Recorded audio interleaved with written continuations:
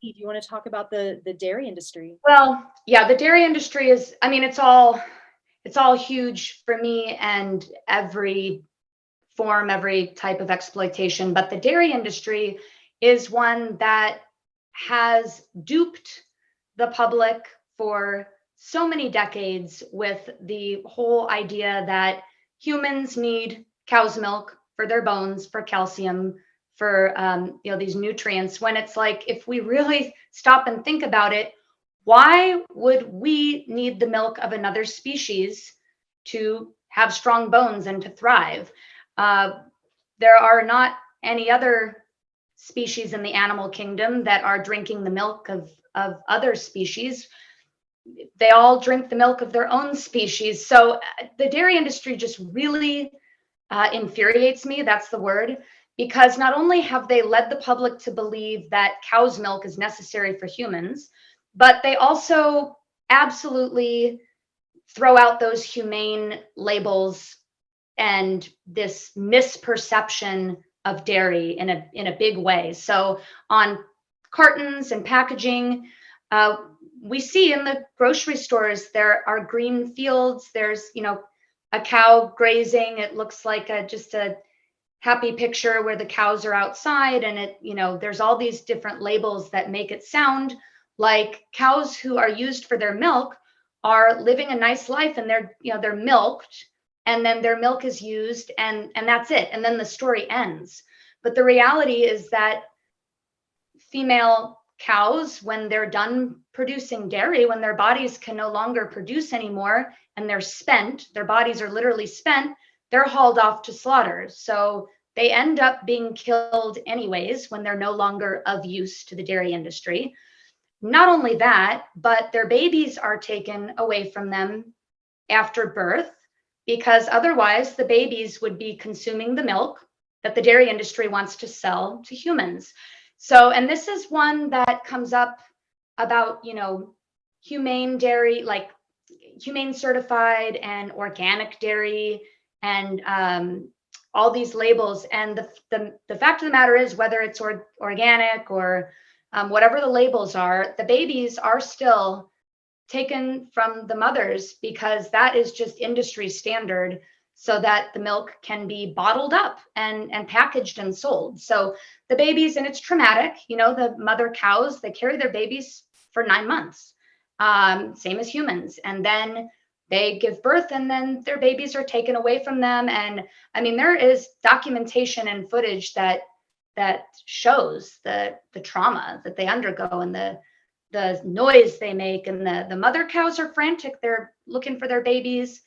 The babies are bellowing, the mothers are bellowing. I mean, it's really just an awful thing to do. And so a lot of people, they just have no idea what's really going on behind the scenes of the dairy industry. And also the male calves, like Hope was saying about male chicks, the male calves in the dairy industry are of no use to it. And so they are sent off to be slaughtered for veal. And they have no place in the dairy industry. So it's a very discriminatory industry, animal agriculture. These animals are just used and abused and then discarded. And mother cows are just, thrown out like trash to be slaughtered when they cannot produce any more milk. So it's just, it's really upsetting, to know what the industry is doing to these animals, all the while they're completely misleading the public and really lying to the public about this and about the reality. So yeah, it's very aggravating.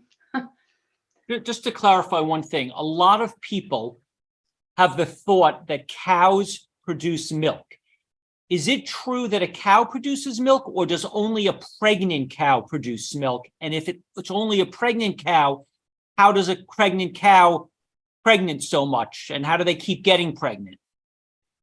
Yeah, well, they only a pregnant cow will produce milk. Lactating mothers produce milk.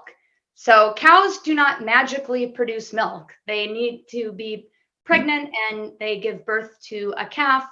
They are artificially inseminated in the dairy industry, in the mainstream dairy industry, that causes them to, overproduce. And so that's why they become spent at an age that is far younger than their natural lifespan. Their bodies are overworked, they're overproduced, they produce one calf after the next, until, they wear out. And Hope, I don't know if you want to add to that.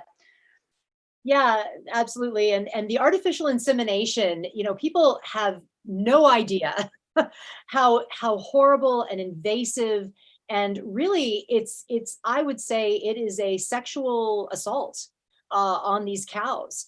It's really awful what they do. It's kind of hard to describe. If you should go to a video of artificial insemination and see what they do, but I'll just briefly describe. They actually put their arm into the cow's rectum, far down all the way to the person's like shoulder, to manipulate inside the cow, and then they put a sperm gun in, a very long metal rod in with the sperm, shoot the sperm in, and they're manipulating to get it. It's really horrible. And to think that this is what we have to do for our food, it makes no sense.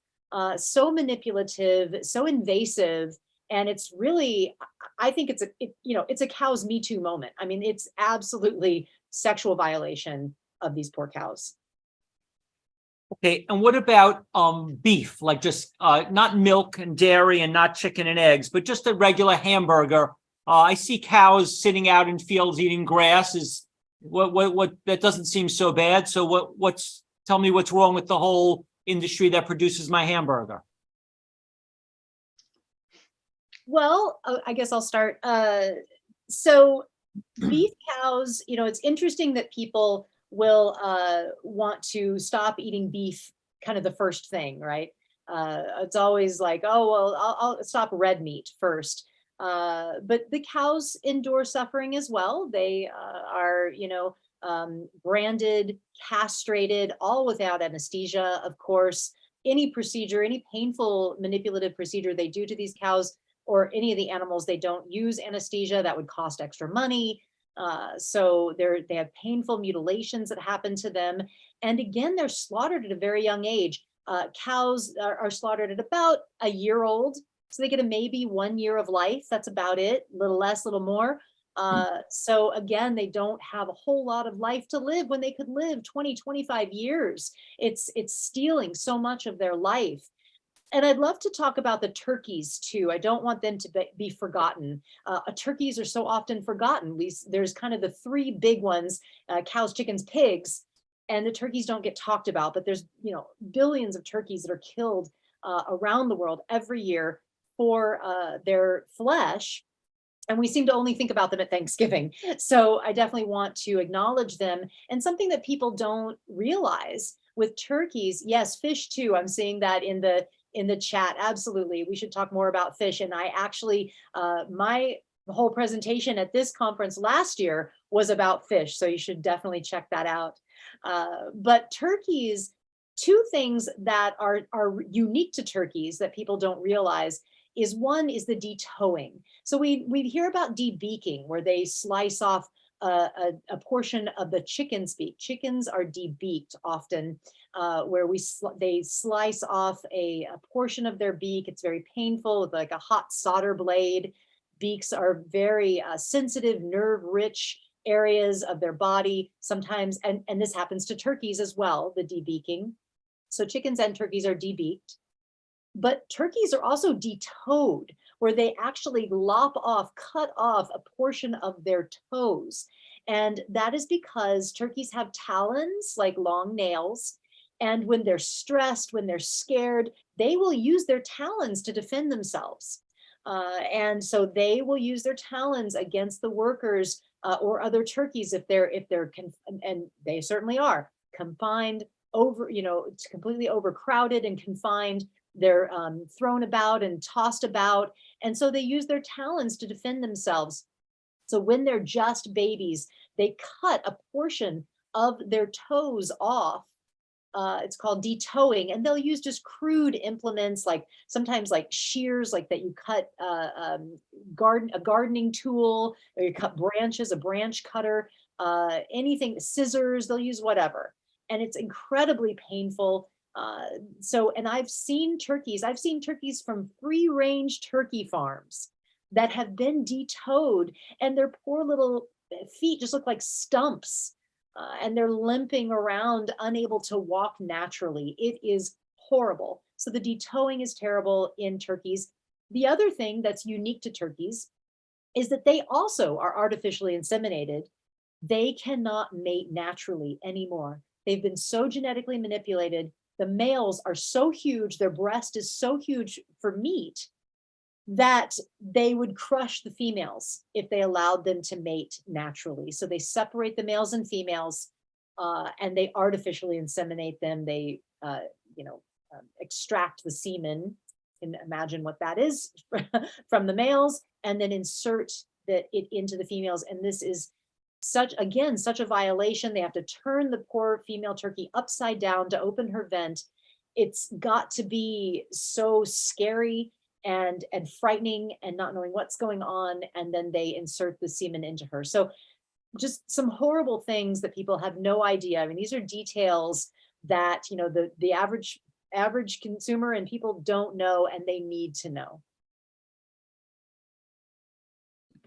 Yeah, absolutely. So everybody has a right to know what, where their food is coming from, and who they're eating, right? Who, not what.